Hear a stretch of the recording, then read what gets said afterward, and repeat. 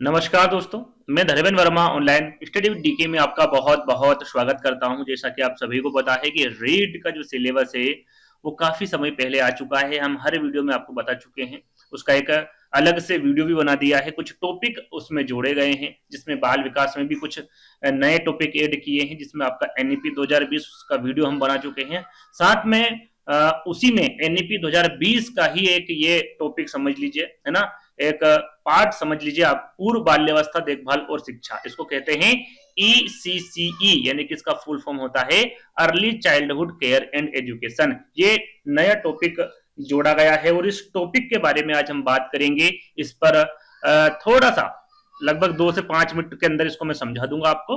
उसके बाद में हम प्रश्नों की ओर बढ़ेंगे। टोटल यहाँ पर लगभग 23 से 25 प्रश्न इस वीडियो के माध्यम से आपको बताए जाएंगे, तो स्किप नहीं करना है, वीडियो को पूरा देखना है और अंत में हमें जरूर बताना है कि आज का वीडियो है वो आपको कैसा लगा। यदि अच्छा लगे तो लाइक करना है, शेयर करना है, चैनल को सब्सक्राइब कर लेना है।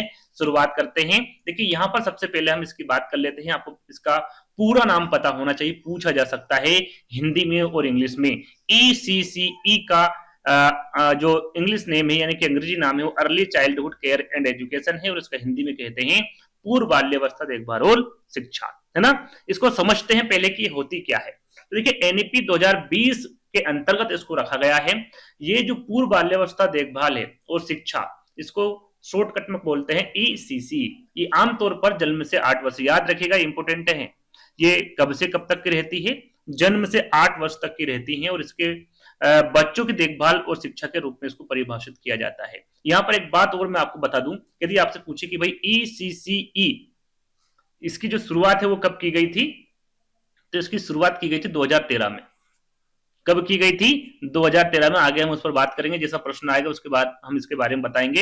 यहाँ पर सीधे सीधे विकल्प में 2020 दे दे तो वो गलत है। आप 2020 करके नहीं आएंगे, क्या आएंगे? 2013, है ना? वहां पर क्या थी भैया?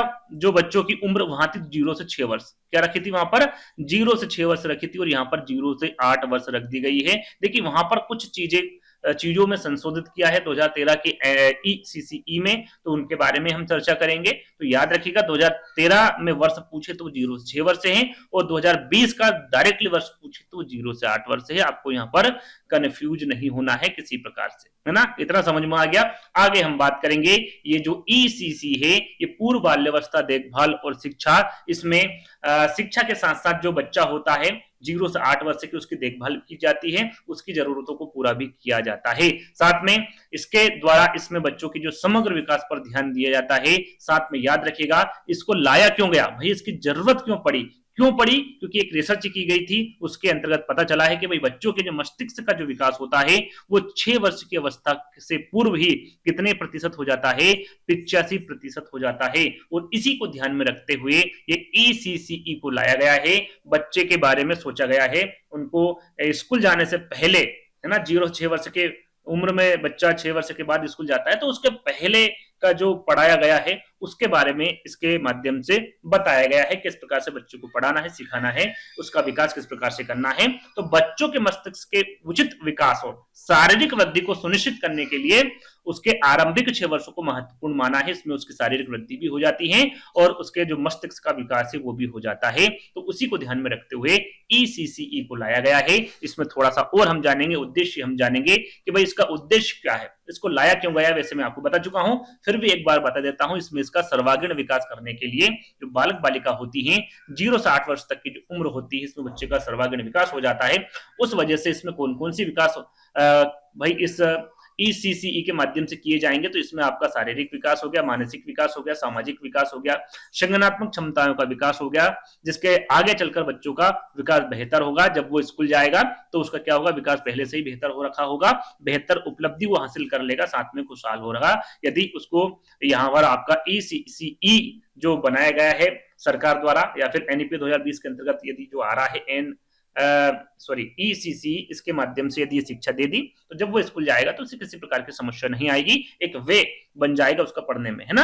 तो ये सारी चीजें ईसीसी के अंतर्गत आएगी। साथ में कुछ और इंपोर्टेंट हम बात जानेंगे, इसका पाठ्यक्रम, इसका सिलेबस कैसा होगा, तो भाई लचीला होगा, बहुस्तरीय होगा, खेल माध्यम से इसमें सिखाया जाएगा, गतिविधि के माध्यम से इसमें बच्चे को सिखाया जाएगा। इसमें किसी भी प्रकार का बोझ नहीं होगा, पेन वगैरह जो आपके बुक्स वगैरह ये सारी चीजें इसके अंतर्गत आएगी, लेकिन उसका बोझ उसके अंदर, बच्चे के अंदर नहीं डाला जाएगा। जिसके माध्यम से बच्चा सीखना चाहेगा उसी के माध्यम से उसको सिखाया जाएगा। साथ में इसमें भाषा, गणना, कला, संगीत, खेल, नैतिकता, स्वच्छता और सामूहिक कार्य जैसे पहलू पर भी ध्यान दिया जाएगा। किसमें? ईसीसी में। ज्यादा बड़ा चैप्टर नहीं है, तो इसको हम इसी शॉर्टकट में निपटाते हैं, आगे प्रश्न की ओर बढ़ेंगे।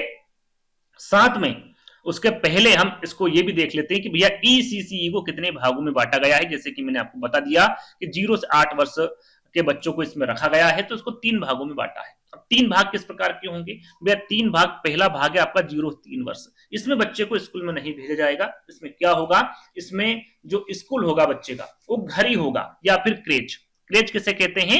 क्रेच का मतलब होता है कि बच्चों के लिए एक ऐसी देखभाल केंद्र जहां उनके माता पिता काम पर होते समय उनके बच्चे रहते हैं, यानी कि जो माता पिता है वो कहीं जॉब करते हैं, है ना, तो बच्चों पर ध्यान नहीं दे पाते हैं, तो क्रेच करके होता है, उसमें आप छोड़ सकते हैं। तो वहीं पर उसका ध्यान रखा जाता है, उसके हिसाब से उसको वहां पर लिखाया पढ़ाया जाता है ना। ये एक शिक्षा का माध्यम हो गया। तो इसमें 0 से 3 वर्ष हो गया आपका, है ना। 3 से 6 जैसे क्रेच में बच्चों को दिन भर देखभाल की जाती है क्रेच में, तो क्रेच के माध्यम से या फिर घर के माध्यम से उसे उसकी देखभाल की जाती है ना। तो यहाँ पर आपका 0 से 3 वर्ष हो गया। दूसरा जो भाग होगा वो 3 से 6 वर्ष रखा गया है। इसमें क्या होगा? बच्चे को आंगनवाड़ी में आप भेज सकते हैं, बालवाड़ी में, नर्सरी, प्री स्कूल, किंडरगार्टन विधि के माध्यम से बच्चे को सिखाया जा सकता है, वहां पर भेजा जा सकता है और भेजना ही है आपको, है ना। 6 से 8 वर्ष जो होगा आपका, जिसमें बच्चा पहली और दूसरी कक्षा में जाएगा। आपने देखा होगा एनईपी 2020 में आपका एक फार्मूला तैयार किया गया है, आपका 5 + 3 + 3 + 4। इस फार्मूला को अपनाया गया एनईपी 2020। तो हम ये जो 5 का फार्मूला है, 5 साल का फार्मूला है, इस पर यहाँ पर हम चर्चा कर रहे हैं। जो बुनियादी उसका ढांचा है उस पर हम यहाँ पर बात कर रहे हैं, है ना। तो ये हो गया आपके 3 भाग हो गए जिसमें ईसीसीयू को बांटा गया है। यदि पूछे तो आपको पता होना चाहिए।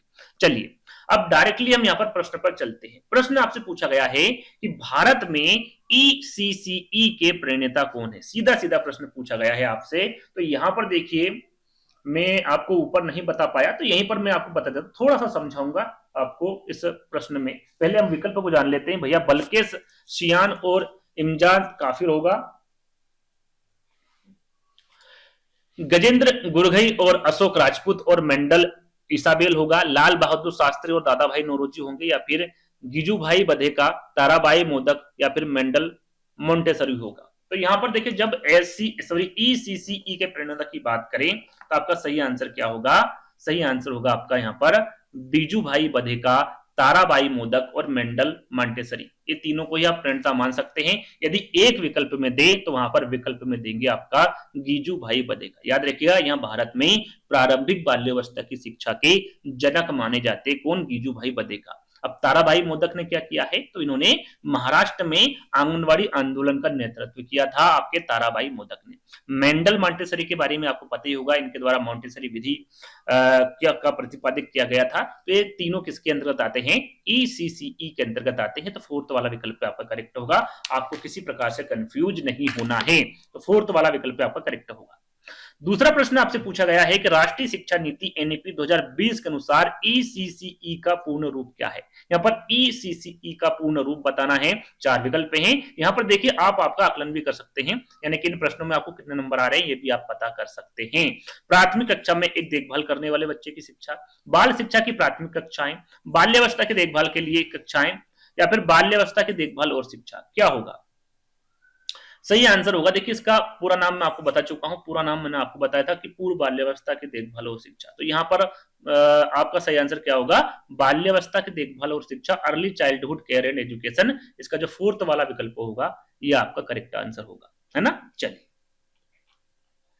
तीसरा प्रश्न आपसे पूछा गया है, राष्ट्रीय ईसीसीई नीति किस वर्ष लागू की गई? मैंने आपको बताया था कि एक की गई 2020 में और एक की गई थी 2013 में। तो यहां पर सीधा सीधा राष्ट्रीय ईसीसी नीति के बारे में पूछा गया है। इसे कब लागू किया गया था, तो इसे 2013 में किया गया था, ना कि 2020 में। कब किया गया था? 2013 में। इस बहुत कुछ कमियां थी, उन कमियों को पूरा करके 2020 लागू कर दिया गया, कमियों को दूर कर दिया गया। इसमें जो बच्चों को पढ़ाने का जो आयु है वो कितनी बताई गई थी? 2013 की बात बता रहा हूं, 2 से 6 वर्ष।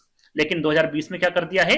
0 से 8 वर्ष कर दिया गया। इस पर विशेष ध्यान दिया, इस पर विशेष ध्यान देना है आपको। साथ में जो बच्चों के सर्वांगीण विकास वगैरह जो जितनी भी जानकारी है वो सारी 0 से 6 वर्ष के 2013 में भी थी, लेकिन कुछ कारणवश ये ज्यादा सफल नहीं हो पाया, इसलिए उसमें संशोधित किया गया और 2020 में इसको लॉन्च कर दिया गया। तो तीसरा वाला विकल्प आपका क्या होगा?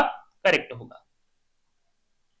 अगला प्रश्न, ईसीसीई के अंतर्गत बच्चों की आयु सीमा क्या होती है? यहाँ पर देखिए डायरेक्टली पूछा गया है, या फिर यहाँ पर एनईपी 2020 भी आपको दे सकते हैं। यदि एनईपी 2020 दे दें या फिर डायरेक्टली पूछ ले तो आपको आंसर क्या लगाना है? 0 से 5 होगा, 3 से 10, 6 से 12, क्या होगा आपका? 0 से 8 वर्ष होगा, जो कि मैं काफी बार आपको बता चुका हूँ। यदि यहाँ पर डायरेक्टली आपका जो शिक्षा नीति आपकी 2013 के अंतर्गत पूछे तो 0 से 6 होगा, जैसा कि मैं आपको पहले बता चुका हूँ, है ना। चलिए, जैसे कि यहां पर पूछा गया 5वें प्रश्न में, 2013 की ईसीसीई नीति में किस आयु समूह पर जोर दिया गया था? ये 2013 के जो आपकी ईसीसी नीति थी उसके बारे में पूछा गया। 6 से 14 वर्ष, 0 से 6 वर्ष, 3 से 12, 10 से 15। यदि यहाँ पर 0 से 8 आता तो भी वो क्या होता? गलत होता। सही क्या होगा आपका? 0 से 6 वर्ष होगा, है ना। चलिए, अगला प्रश्न, यहां पर देखिए उद्देश्य पूछ लिया गया है। ईसीसीई का मुख्य उद्देश्य क्या है? केवल बच्चों को लिखना सिखाना। यहां पर मैं आपको बता दूं, यदि प्रश्न पॉजिटिव पूछा गया, पॉजिटिव का मतलब सीधा सीधा पूछा गया भाई कि ईसीसीई का मुख्य उद्देश्य क्या है, ये होता है पॉजिटिव। नेगेटिव पूछ लिया गया, नेगेटिव क्या होता है कि ईसीसीई का मुख्य उद्देश्य कौन सा नहीं है, इसे क्या कहते हैं? हम नेगेटिव प्रश्न कहते हैं, है ना। अब यदि नेगेटिव प्रश्न नहीं है और केवल आ जाए, केवल आ जाए, कुछ आ जाए, है ना, तो ये कभी भी प्रश्न में जो विकल्प दे रखे हो कभी भी सही नहीं होंगे, है ना। यदि नेगेटिव पूछ ले तो बिल्कुल करेक्ट होंगे। जैसे कि पूछ लिया भैया ईसीसी का मुख्य उद्देश्य क्या होगा, क्या नहीं होगा, तो केवल बच्चों को लिखना सिखाना, तो ये नहीं होगा। लेकिन पॉजिटिव प्रश्न पूछा गया है कि भाई इसका मुख्य उद्देश्य क्या है, तो पहला नहीं होगा। बच्चों को लिखना सिखाना ही पर्याप्त नहीं है, पहला वाला आपका गलत होगा। बच्चों के सर्वांगीण विकास को बढ़ावा देना, बच्चों को अनुशासन सिखाना, केवल अनुशासन सिखाना भी गलत होगा। केवल सामाजिक कौशल विकसित करना, मैंने आपको बता दिया, जहां पर केवल आ जाए तो उसको प्रश्न को पढ़ना ही नहीं है, सॉरी विकल्प को पढ़ना ही नहीं है, वो गलत होगा हमेशा, है ना। 100% है ये, वो गलत ही होगा क्योंकि वो नेगेटिव में चला जाएगा। क्या होगा भैया? ईसीसीई का मुख्य उद्देश्य क्या होगा? बच्चों के सर्वांगीण विकास को बढ़ावा देना होगा, है ना, उसका सतत मूल्यांकन करना होगा। तो बी वाला विकल्प आपका क्या होगा? करेक्ट होगा। अगला प्रश्न आपसे पूछा है भैया, ईसीसीई में शिक्षकों के लिए प्रशिक्षण कार्यक्रम को कब तक पूरा किया जाएगा? यहां पर देखिए दो तरह के प्रश्न पूछे जाते हैं, एक में 2025 उत्तर आता है और एक में आता है 2030। तो यदि पूछे शिक्षकों के लिए प्रशिक्षण कार्यक्रम को कब तक पूरा किया जाएगा, उसमें 25 विकल्प में हो, 27, 29 या फिर 30, तो करेक्ट आंसर क्या होगा आपका? 25 होगा। ईसीसीई में शिक्षकों के लिए जो प्रशिक्षण कार्यक्रम को पूरा करने की अवधि दी गई है वो 2025 दी गई है। लेकिन यहां पर आपसे ये पूछ ले कि भैया ईसीसीई के तहत सभी बच्चों को गुणवत्तापूर्ण शिक्षा प्रदान करना, लक्ष्य को प्राप्त किया जाएगा, यहां जो लक्ष्य है ये कब तक पूरा करना है या फिर ये कब तक पूरा किया जाएगा, यदि ये प्रश्न पूछ ले तो आपका 25 नहीं होगा, 23 नहीं होगा, 40 नहीं होगा, क्या होगा? 2030 होगा। याद रखिएगा, इंपोर्टेंट है, दोनों में डिफरेंस है। यदि प्रशिक्षण कार्यक्रम के बारे में पूछे तो 25 होगा, और जब बच्चे में जो गुणवत्ता शिक्षा प्रदान करना है तो 2030 तक लक्ष्य रखा गया है। बी वाला विकल्प आपका करेक्ट होगा। ये जो टॉपिक है या फिर जो सब्जेक्ट आप जो आप इसको एनईपी 2020 का एक पार्ट कह सकते हैं, ये ज्यादा कुछ कठिन बात नहीं है। यदि प्रश्न पढ़ेंगे, यदि आपकी एग्जाम होगी, प्रश्न उसमें पूछा जाएगा तो ज्यादा डीपली नहीं पूछा जाएगा। जिस प्रकार से मैं प्रश्न बता रहा हूं इसी प्रकार से पूछा जाएगा और आप आसानी से उस प्रश्न को हल कर देंगे। नवा प्रश्न पूछा है भैया यहाँ पर, एनपी 2020 के अनुसार ईसीसीई को स्कूली शिक्षा में किसके माध्यम से शामिल किया गया है? किसके माध्यम से शामिल किया गया है इसके बारे में पूछा गया है। माध्यमिक शिक्षा नहीं होगा, उच्च प्राथमिक शिक्षा नहीं होगा, प्राथमिक शिक्षा नहीं होगा, क्या होगा भैया? बाल वाटिका, जिसे प्री प्राइमरी स्कूलिंग भी कहा जाता है। बी वाला विकल्प आपका करेक्ट होगा, है ना। चलिए, अगला प्रश्न पूछा गया है और इसके बारे में मैं आपको बता चुका हूं शुरू में ही कि ईसीसीई के तहत बच्चों के मस्तिष्क का कितना प्रतिशत विकास होता है? 50, 70, 85 या फिर 100? क्या बताया था मैंने आपको? 85% बताया था। करेक्ट आंसर आपका 85 होगा, है ना? और कब? 6 वर्ष के पूर्व में ही 85% आपका जो विकास है मस्तिष्क का बच्चों का वो हो जाता है। चलिए, अगला प्रश्न है ईसीसीई का पहला चरण किसे माना जाता है? पहले चरण के बारे में पूछा गया है, किसे माना जाता है? यहाँ पर देखिए प्राथमिक शिक्षा नहीं होगा, माध्यमिक विद्यालय नहीं होगा, उच्च शिक्षा नहीं होगा, क्या होगा? प्राइमरी शिक्षा होगा। डी वाला विकल्प आपका करेक्ट होगा, है ना? प्रश्न पढ़ेंगे, 4 विकल्प पढ़ेंगे, आंसर आपको समझ में आ जाएगा। ईसीसीई के अंतर्गत कौन सा घटक शामिल नहीं है? नेगेटिव प्रश्न पूछ लिया गया भैया, कौन सा नहीं है? देखिए यहाँ पर नेगेटिव पूछा गया है, तो हम पढ़ेंगे विकल्प को। शारीरिक विकास बिल्कुल इसका घटक है, यहाँ पर मानसिक विकास बिल्कुल घटक है, सामाजिक और भावात्मक विकास बिल्कुल घटक है, वयस्क शिक्षा नहीं है, क्योंकि यहाँ पर बच्चों को पढ़ाया जा रहा है ईसीसीई में। तो बी वाला विकल्प आपका प्रश्न के अनुसार सही होगा, है ना? चलिए, अगला प्रश्न, निम्नलिखित में से ईसीसीई के तहत कौन सी गतिविधि आती है? यहाँ पर जो गतिविधि है उसके बारे में आपको बताना है। बच्चों को घर का काम करवाना, बच्चों की देखभाल, पोषण और शिक्षा, वयस्कों को प्रशिक्षित देना या फिर केवल खेल खेलना। तो मैंने आपको बता दिया, जहां पर केवल आया उसको तो आपको काट देना है। इसमें बच्चों के घर को काम करवाना नहीं होगा, वयस्कों को प्रशिक्षण देना नहीं होगा, क्या होगा? बच्चों को देखभाल, यानी कि बच्चों की आपको देखभाल भी करना है, पोषण भी उसको देखना है, पोषण क्या खा रहा क्या पी रहा है, और शिक्षा भी उसे देनी है ईसीसीई के अंतर्गत। बी वाला विकल्प आपका करेक्ट होगा। ईसीसीई से संबंधित कौन सी नीति 2013 में लागू की गई थी? इसके बारे में भी आपको बता चुका हूं। प्रश्न की जगह आंसर, आंसर की जगह प्रश्न को बदल दिया गया है, बाकी वैसा का वैसा ही है। आंगनवाड़ी सुधार नीति नहीं होगा, राष्ट्रीय शिक्षा नीति नहीं होगा, राष्ट्रीय बाल कल्याण नीति नहीं होगा, क्या होगा? राष्ट्रीय ईसीसीई नीति आपका करेक्ट आंसर होगा। राष्ट्रीय ईसीसीई नीति 2013 में लागू की गई थी। तीसरा वाला विकल्प आपका करेक्ट होगा। अगला प्रश्न देख लेते हैं, और सरल सा प्रश्न है, ईसीसीई के लिए भारत में कौन सा प्रमुख कार्यक्रम संचालित किया जाता है? ईसीसीई के अंतर्गत आपको बताना है, बाल शिक्षा, नन्हे कदम योजना, मिड डे मील योजना या फिर आंगनवाड़ी केंद्र। तो यहाँ पर देखिए ईसीसी के तहत जो होगा आपका आंगनवाड़ी केंद्र होगा, जिसके बारे में आपको मैं शुरू में ही कुछ पॉइंट में आपको बता चुका हूं। बाल शिक्षा योजना नहीं होगा, नन्हे कदम योजना नहीं होगा, मिड डे मील नहीं होगा, आंगनवाड़ी केंद्र होगा। तीसरा वाला विकल्प आपका करेक्ट होगा। अगला प्रश्न पूछा गया आपसे कि ईसीसीई की प्राथमिकता किस पद पर की जाती है? किस पर की जाती है? ईसीसीई की प्राथमिकता के बारे में पूछा गया है। विकल्प आपके सामने हैं, बच्चों की परीक्षा पास कराने में, बच्चों की सीखने की प्रक्रिया और देखभाल पर, शिक्षकों को प्रशिक्षण देने पर, या फिर बच्चों को अनुशासन लिखवाना, लिखा हुआ है ना ये, लिखवाने पर। तो ईसीसी की प्राथमिक पूछा गया भैया किस पर दी जाती है? तो बच्चों की सीखने की प्रक्रिया और देखभाल पर दी जाती है। प्राथमिकता लिखा हुआ है ना, तो बी वाला विकल्प आपका करेक्ट होगा। अगला प्रश्न, ईसीसीई का मुख्य उद्देश्य क्या नहीं है? पूछा गया है। नेगेटिव प्रश्न है, क्या उद्देश्य नहीं है, ये सीधा सीधा पूछा गया है, और 4 विकल्प आप पढ़ेंगे तो करेक्ट आंसर आपके सामने होगा। बच्चों को साक्षर बनाना, ये बिल्कुल मुख्य उद्देश्य है ईसीसी का। बच्चों को शारीरिक और मानसिक विकास करना भी है, बच्चों को सामाजिक कौशल सिखाना भी है, लेकिन श्रम करवाना नहीं है। तो पहला वाला विकल्प क्या होगा? करेक्ट हो जाएगा। अगला प्रश्न, ईसीसीई के तहत परिवार और समुदाय की भूमिका क्यों महत्वपूर्ण है? क्यों महत्वपूर्ण है भैया परिवार और समुदाय की भूमिका? ये आपसे पूछा गया है, आप आंसर दे सकते हैं। बच्चों को दंड देने के लिए, चाहे वो परिवार हो, चाहे वो समुदाय हो, चाहे वो शिक्षक हो या हो कोई भी हो, आप बच्चे को दंड नहीं दे सकते। पहला वाला विकल्प आपका गलत हो गया। केवल बच्चों को अनुशासित सिखाना, केवल नहीं होगा भैया, जैसे मैंने आपको बताया। बच्चों की जिम्मेदारी से बचने के लिए, बचेगा क्यों भाई जिम्मेदारी से? यदि परिवार और समुदाय यदि बच्चे की जिम्मेदारी से बचेगा तो फिर कौन संभालेगा उसको? डी वाला विकल्प देख लेते हैं, बच्चों की सीखने की प्रक्रिया को बेहतर बनाने के लिए बिल्कुल ईसीसी के तहत परिवार और समुदाय की भूमिका क्यों महत्वपूर्ण है? क्योंकि बच्चों की सीखने की जो प्रक्रिया है उसको बेहतर बनाने के लिए 0 से 3 वर्ष में इनकी बहुत ज्यादा जरूरत होती है। चलिए, अगला प्रश्न पूछा गया था भैया ईसीसीई में शिक्षक की मुख्य भूमिका क्या है? अब यहाँ पर शिक्षक की मुख्य भूमिका पूछा गया है, क्या है? बच्चों को अनुशासन सिखाना है, लेकिन क्या मालूम इससे अच्छा विकल्प मिल जाए? आगे देख लेते हैं। बच्चों को केवल पढ़ाई में अच्छा बनाना, केवल मैंने आपको बता दिया, जहां पर आ जाए आपका गलत विकल्प हो गया, चाहे वो कितना भी अच्छा हो, है ना? याद रखिएगा, केवल आ जाए गलत कर दीजिएगा। बच्चों को परीक्षा देने के लिए तैयार करना, खेल गतिविधि और शिक्षण के माध्यम से बच्चों को समग्र विकास करना। बिल्कुल, अनुशासन आप 0 से 8 वर्ष के बच्चे को क्या अनुशासन सिखाएंगे, है ना? ये हो सकता है, लेकिन आंसर आपका ये नहीं होगा। क्या होगा? खेल गतिविधियों और शिक्षण के माध्यम से बच्चों का क्या है? समग्र विकास करेंगे। ये शिक्षक की मुख्य भूमिका होगी, ये शिक्षक का मुख्य कर्तव्य होगा। डी वाला विकल्प आपका करेक्ट होगा।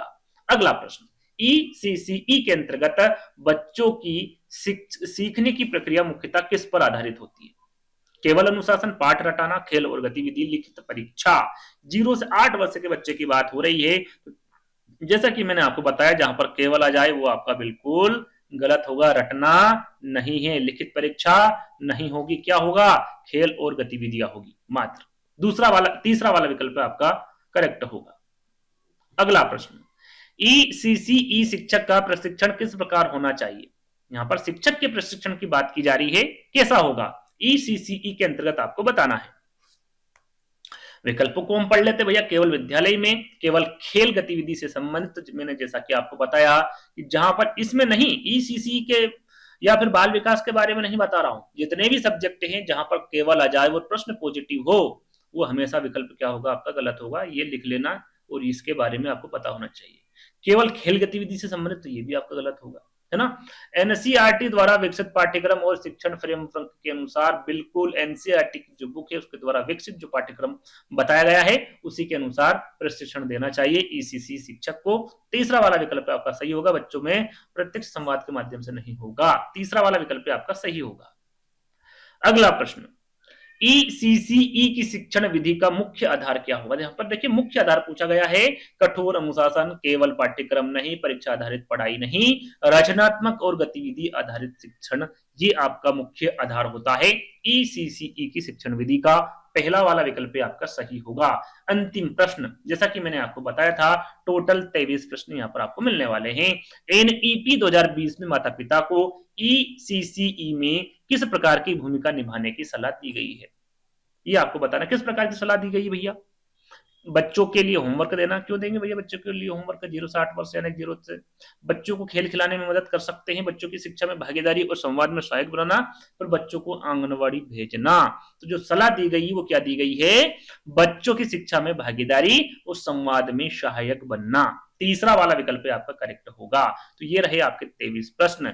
इसमें आपको बताना है कितने नंबर आ रहे हैं। वीडियो आपको कैसा लगा? अच्छा लगा तो लाइक जरूर करना भैया, इसी से हमें मोटिवेशनल मिलता है। इस प्रकार के वीडियो यदि आपको अच्छे लग रहे हो तो लाइक जरूर करना है, वीडियो को शेयर करना है, चैनल को सब्सक्राइब कर लेना। इससे क्या लगेगा? इससे हमें ये लगेगा कि हाँ, वीडियो बच्चों को पसंद आ रहे हैं, इस वे में ही हमें जाना है, इसी प्रकार के वीडियो बनाना है। तो वीडियो जरूर लाइक करिएगा। आने वाले वीडियो आपको जल्द ही मिलेगी। जब तक के लिए धन्यवाद।